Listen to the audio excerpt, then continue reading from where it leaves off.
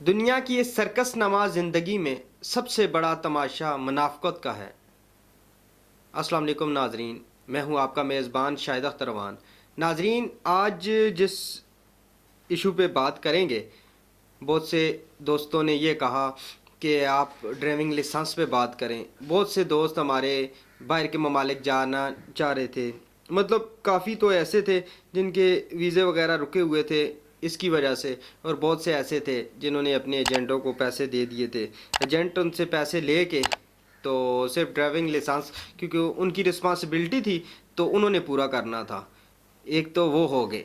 दूसरे, कुछ government servant बनना चाह रहे थे, जॉब वगैरह के हवाले से थे, तो उनके लिए बड़ी प्रॉब्लम हुई। तीसरे, वो लोग जिन्होंने रोज़मर्रा चलान वगैरह होते हैं ड्राइविंग लाइसेंस ना होने की वजह से। तो साथ इस तरह के भी होते हैं जिनके रिन्यू करवाने के लिए उन्होंने दिए हुए थे तो रिन्यू वगैरह नहीं हुए। रिन्यू ना होने की वजह से भी उनके साथ काफ़ी परेशानी प्रॉब्लम थी।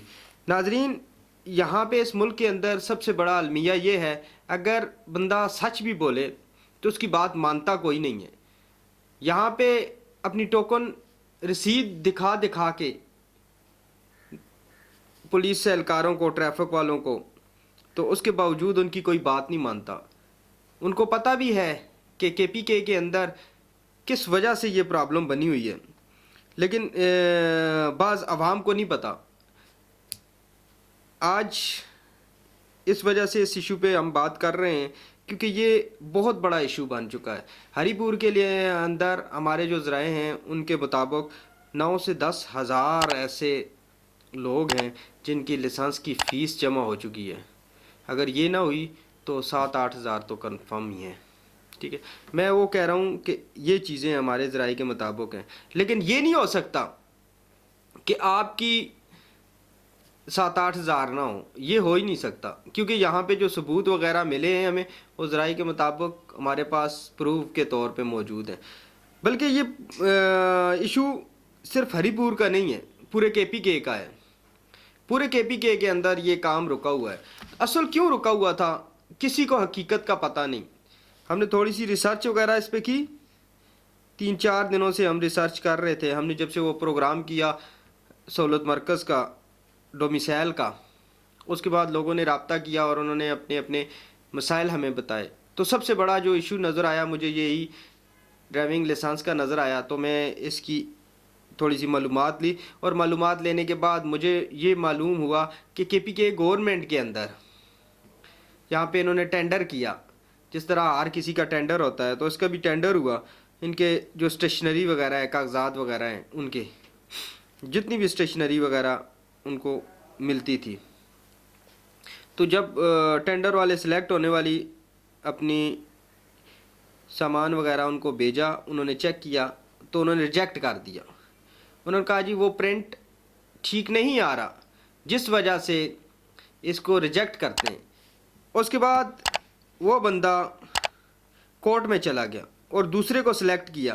टेंडर में जो दूसरे नंबर पे आया हुआ बंदा था, जो दूसरे नंबर पे आई हुई कंपनी थी, या दूसरे नंबर पे आया हुआ कोई भी था, उसको टेंडर दे दिया। इन सब चीज़ों को देखते हुए पहले बंदा जिसके नाम टेंडर आया स्टेशनरी का, तो वो कोर्ट में चला गया। तो कोर्ट में इतना टाइम लग गया।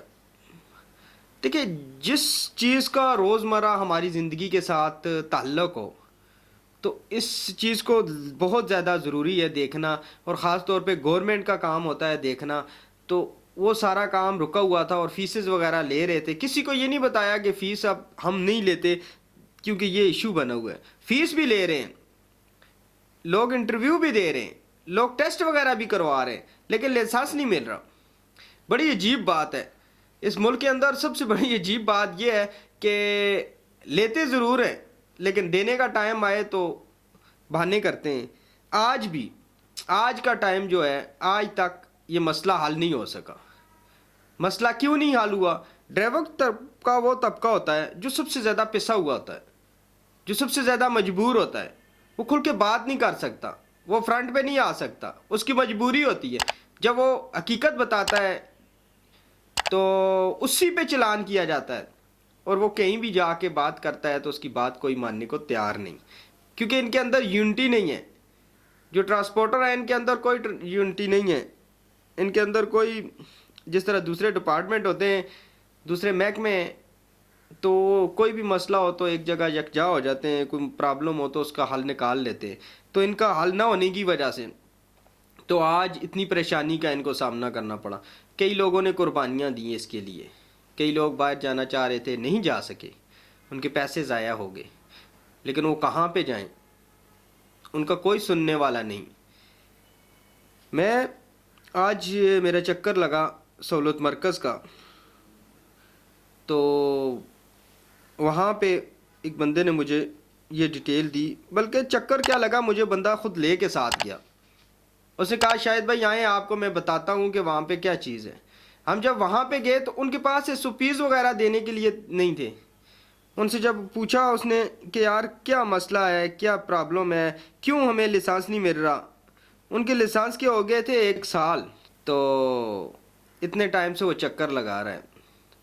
एक दूसरी पार्टी मई से चक्कर लगा रही थी, या हम आपके साथ वो लाइसेंस भी शो करते हैं, लेकिन वो बोलने को तैयार नहीं थी। मैंने उनको कहा जब तक आप खामोश रहेंगे, जब तक आप अपनी आवाज़ आगे नहीं पहुंचाएंगे, तो तब तक किसी को क्या पता है कि आपको क्या परेशानी है। नाज़रीन व सामीन, ये बात करने का मेरा मकसद सिर्फ ये है कि हम अपना रोल अदा करें, जितने मीडिया वाले हैं हम अपना रोल अदा करें। मज़ीद इंशाअल्लाह अगले प्रोग्राम में बात होगी। अब तक के लिए इतना ही। अपने मेज़बान शाहिद अख्तर अवान को दें इजाज़त। अपनी फैमिलीज़ का बहुत ज़्यादा रखना है ख्याल। अल्लाह नेगेबान।